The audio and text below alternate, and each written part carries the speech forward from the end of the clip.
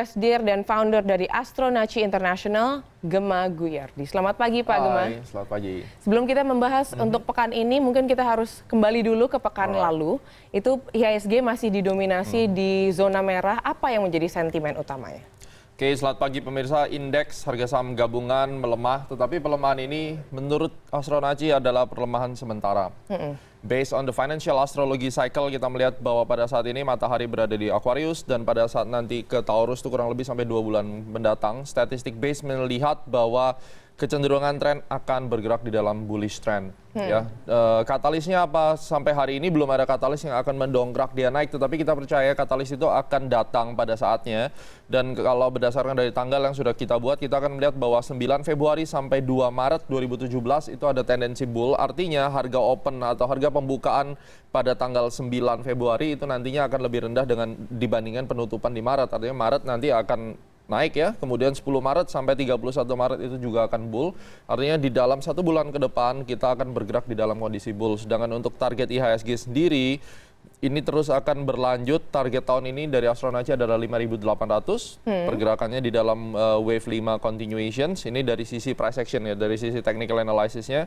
Kalau kita melihat dari secara makronya, sejak dipegang oleh Bu Sri Mulyani ini nampaknya keuangan lebih stable. Terus kemudian fund manager atau investor asing juga melihat tentang stabilitas politik di Indonesia. Dan politik di Indonesia ini lucunya bukan lagi mengenai tentang presiden dan seterusnya, tetapi lebih ke gubernur dari DKI ini sendiri karena ada proses hukum terlibat di dalamnya. Ini akan menjadi satu katalis, di mana katalis ini akan membuat confidence foreign fund terhadap bangsa kita. Apakah country risk kita akan tinggi dilihat dari fairness daripada pengadilannya nanti Pak Basuki Cahayapurnama. Ini akan berdampak. Tetapi secara Seberapa overall, besar dampaknya dari... Oh, cukup besar. Pada saat kita melihat ya terjadinya unfairness di dalam proses pengadilan, ini yang kita predik adalah ini akan membuat orang sudah malas untuk berinvestasi di Indonesia karena orang akan melihat daripada saya taruh di Indonesia dengan negara yang memiliki kepastian hukum tidak jelas, lebih baik saya move ke Thailand atau ke Filipina yang PI-nya kurang lebih dengan Indonesia.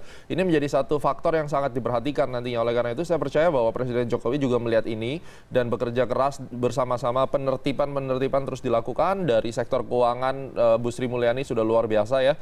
Nah, tapi semua itu price in dengan harga. Oleh karena itu kita para chartis kita akan melihat bahwa price action itu sudah menggambarkan apa yang akan terjadi. Di sini kita melihat bahwa indeks masih berpeluang dan besar peluangnya untuk terus bull selama period yang tadi saya berikan pada saat matahari memasuki Taurus itu kurang lebih nanti di akhir April.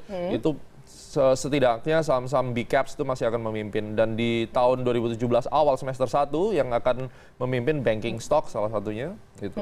Kalau kita preview semekan kemarin, kita sudah di posisi menurun, maksud saya melemah 0,39% secara 1 minggu kemarin. Dan apakah itu sebesar apa faktor dari pilkada terhadap pelemahan tersebut? Kalau kita lihat, market tuh udah tahu sebenarnya siapa yang akan menjadi pemenang. Dan market juga pasti sudah tahu akan terjadi 2 putaran.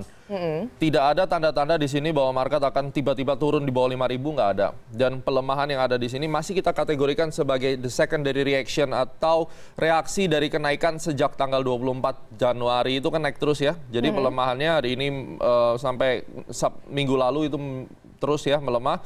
Tetapi kita percaya bahwa start dari hari ini ada satu opportunity bahwa indeks ini akan terus kembali recover gitu. Baik. Setidaknya kalaupun hari ini tetap merah, besok paling lambat harus mulai up. Tapi jika kita lihat juga di pekan lalu bukan hanya nilainya, bukan levelnya saja yang terkoreksi, tapi juga nilai transaksi dan volume transaksi juga terkoreksi.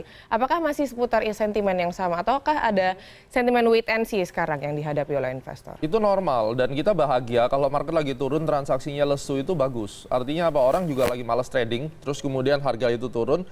Itu secara psikologi marketnya a sign of bullish trend gitu, bahwa jangan sampai waktu kondisi marketnya lagi turun semua orang berbondong-bondong panic selling. Ini yang bahaya, berarti ada sesuatu yang sebenarnya big fund itu tahu tetapi belum terdistribusi lalu mereka keluar duluan karena news itu biasanya selalu akan keluar terlambat. Nah, di dalam kasus ini pelemahan yang terjadi sejak 4-5 hari mulai dari tanggal 13 Februari itu terus melemah ini dengan volume yang tidak begitu besar dan market yang cukup lesu, ini artinya apa? Market nggak setuju market mau turun ya. Jadi pelaku pasar tidak setuju dan berharap minggu ini harusnya akan recover dan kita lihat mudah-mudahan volumenya besar. Baik, kita akan langsung ke perkiraan IHSG minggu ini. Dan kita juga lihat ini adalah pembukaan saat ini, beberapa detik dan langsung rebound sesuai ekspektasi Pak Gemma. Jadi sampai seberapa jauh ini akan rebound?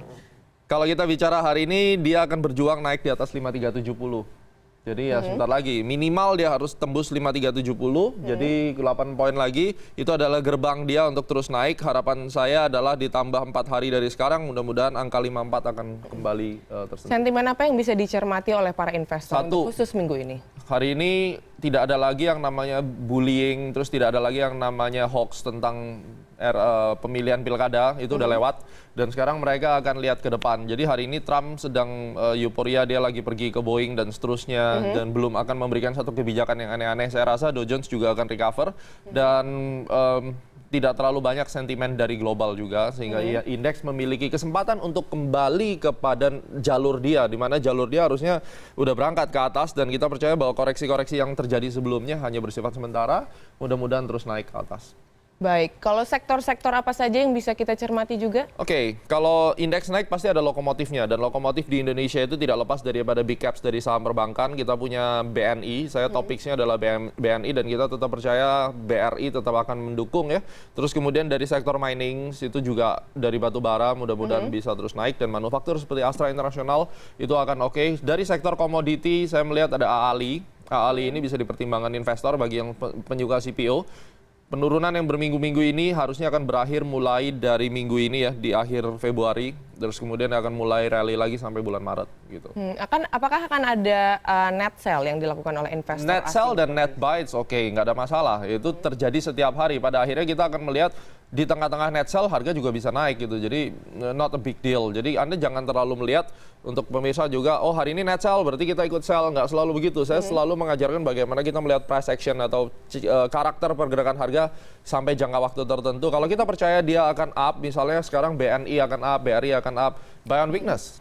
That's it. Mereka mau net sell, itu urusan mereka, karena mereka juga perlu adanya sirkulasi dana investasi. Kalau pekan ini apakah berpotensi nih, kan tadi kan akan naik terus nih 4 hari ke depan, dan apakah berpotensi untuk menembus 5.400? Harusnya iya. Jadi kemarin turun dari tanggal 13 4 hari. Kalau market dalam kondisi normal, maka dalam 4 hari ke depan dia akan kembali ke 5422. 5422. Nah, dari Astronaci kita punya IO Future di sini, saya sudah siapkan tanggal-tanggalnya.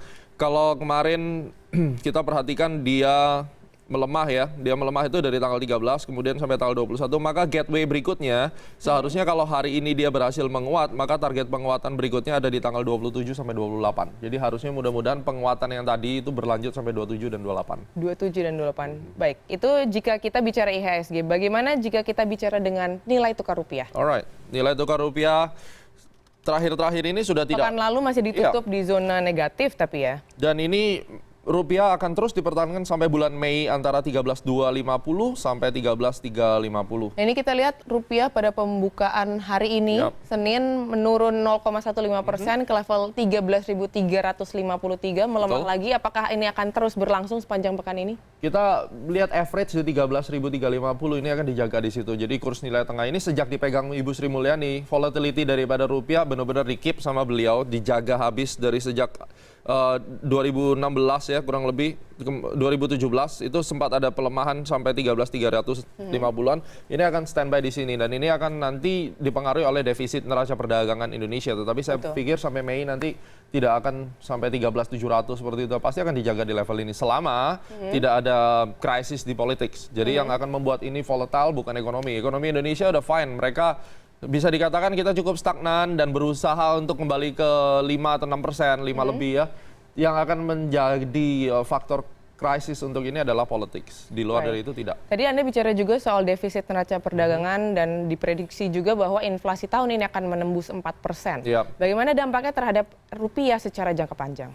Secara jangka panjang kalau kita perhatikan inflation 4% itu within the range ya.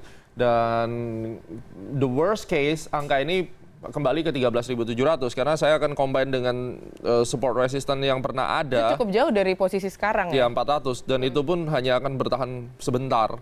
Karena apa?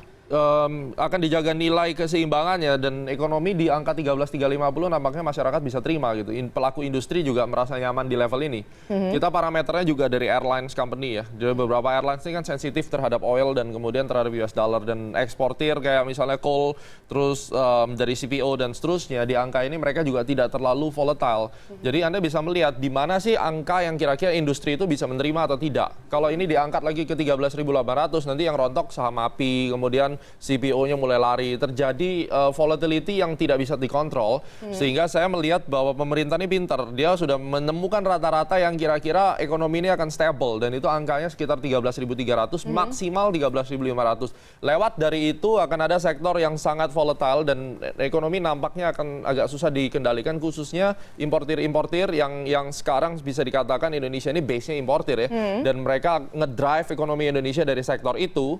Nah ini yang dijaga oleh saya yakin dari Kementerian Keuangan mereka melihat hal ini. Gitu. Baik, jika kita bicara soal rupiah tidak terlepas dari BI rate dan the Fed rate. Yeah. Seperti kita tahu the Fed rate ini berpotensi juga untuk dinaikkan pada bulan Maret. Apakah akan ada aksi yang serupa dari Bank Indonesia sendiri? Bank Indonesia itu kalau dulu mungkin Menteri Keuangannya yang sebelum yang ini mereka memiliki dalam tanda kutip sedikit latah, yang satu naik dia ikut naik, tetapi Bu Sri Mulyani memiliki satu standing point yang cukup jelas, dia hanya akan naikkan kalau memang diperlukan. Tetapi bagaimana dengan Amerika? Kita Astronaci aktivitas kita juga ada di Amerika gitu, sehingga kita melihat ground check di sana, improving ekonomi luar biasa, general aviation di situ juga luar biasa. Dari mana saya melihat retail atau high net worth yang ada di Amerika, mereka sekarang sangat aktif bepergian dengan charter pesawat jet dan seterusnya. Kemudian consumer, dan saya ke real market di Amerika, mereka improving, mereka tidak terlihat sedikit adanya stressful ya. Baik. Ada chance Yellen akan naikkan lagi untuk BI rate, mungkin Maret. Bulan Maret. Bisa jadi pada saat pengumuman itu Maret atau next period. Yang jelas Amerika memiliki satu ekonomi yang getting better dan mereka tidak akan terus dikasih rate di bawah, pasti akan pelan-pelan naikkan. Baik, terima kasih Pak Gemma Guyardi telah thank you bergabung very much. bersama kami di CNN Indonesia Business.